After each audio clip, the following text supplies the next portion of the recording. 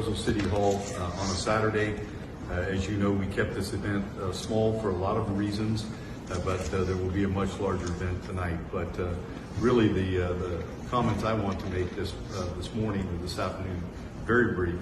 Number one is to welcome you that are here, that incredible desire to go back to their home country, appreciation for you being here, and I do hope that the revolt in Iran is successful, and that you are placed in a position where I know God has positioned us forth you for the leader of the world.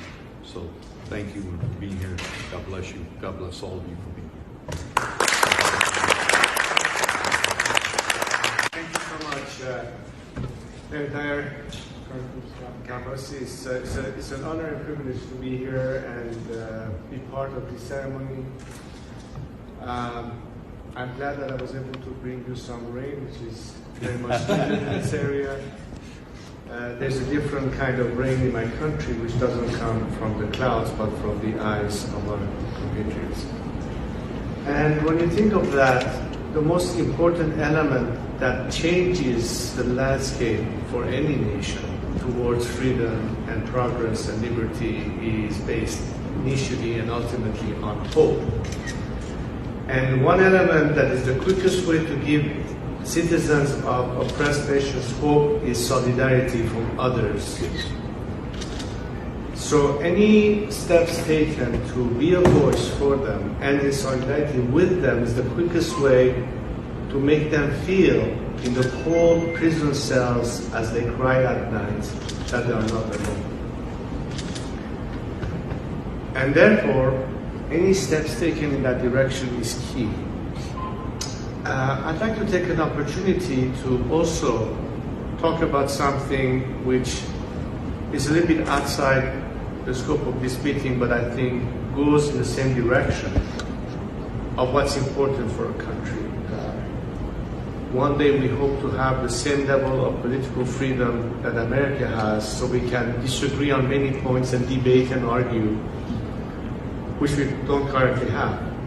However, taking a page out of the experience Israel has and the Jewish lobby or whoever supports them is the bipartisan unconditional support for their country.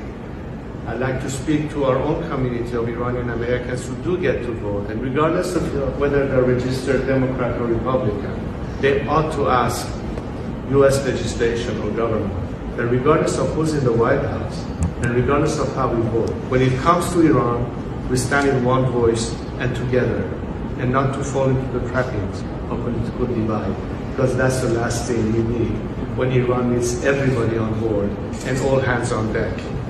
So therefore, I'm sharing this with you as not my ask, but I think was the most obvious element. So thank you again, Mr. Mayor, for your words and setting the standard, which is fantastic.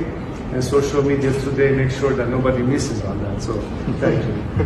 Councilman, again, you're living proof of someone who could have had an opportunity back home, but now in this land of opportunity, look at where you are.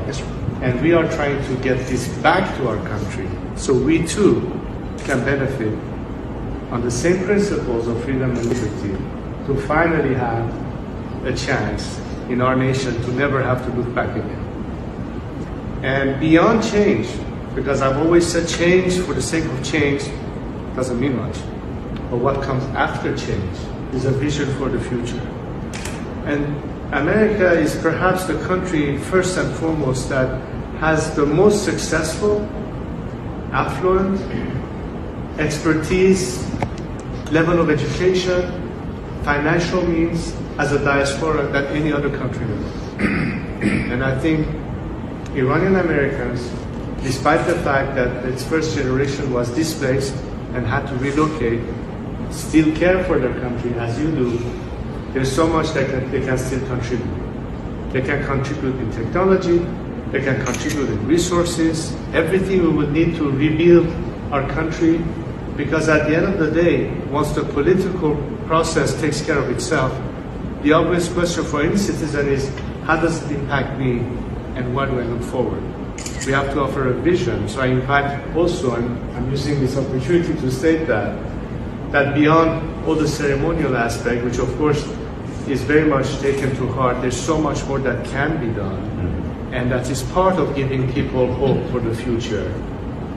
Because the proper utilization of our freedoms and civic duty leads to creating that roadmap. And I believe in collective wisdom. I believe in teamwork, which I hope Iranians finally prove that they can actually have teamwork, because we're not so good at it recently, to be honest. But that's part of the equation. But you have set the example as a nation that is successful.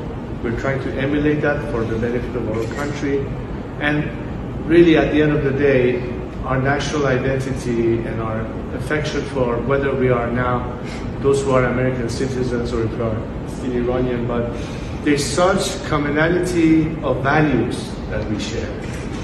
If 25 centuries ago, Cyrus the Great set the standard, and Thomas Jefferson took inspiration of that and built it into the American Constitution, and now 25 centuries later, in the 20th century, we're talking about a girl being murdered because her veil was slightly off, or a 10-year-old, not even 10-year-old kid, who could have been our next Einstein, is deprived of us for our future.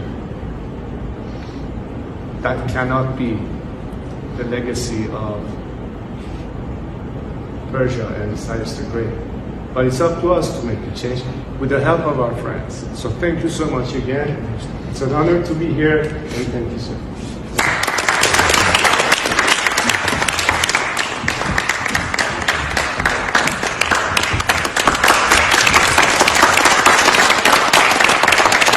Thank you, Mayor Dyer. Ala Hazrat, Khosh Amadeen, Your Majesty. Welcome to Fresno. You have to forgive me. This is, I think, for any person of Iranian descent to be here at this very moment, it's a very emotional experience. I was raised in the United States. I'm very proud of my American identity, but I'm also proud of my Persian and Iranian heritage. And for me, again, this is a wonderful moment, but for me and so many other people, while I want to be very happy right now, at the same time, it's a somber moment, because at this very moment in our home country, just like the mayor said, you have thousands of people in jail right now by their very own alleged government. You have women like Mahsa Amini and so many others since her and before her that have been killed. Children, dozens of children, we know their names, we have their pictures, they've been killed by this regime in Iran. And the trouble we have as Iranians, whether you were born in Iran and living abroad, or you are like me, born after the revolution abroad, we have an identity that has been really stolen from us by the regime, where they don't want us to admit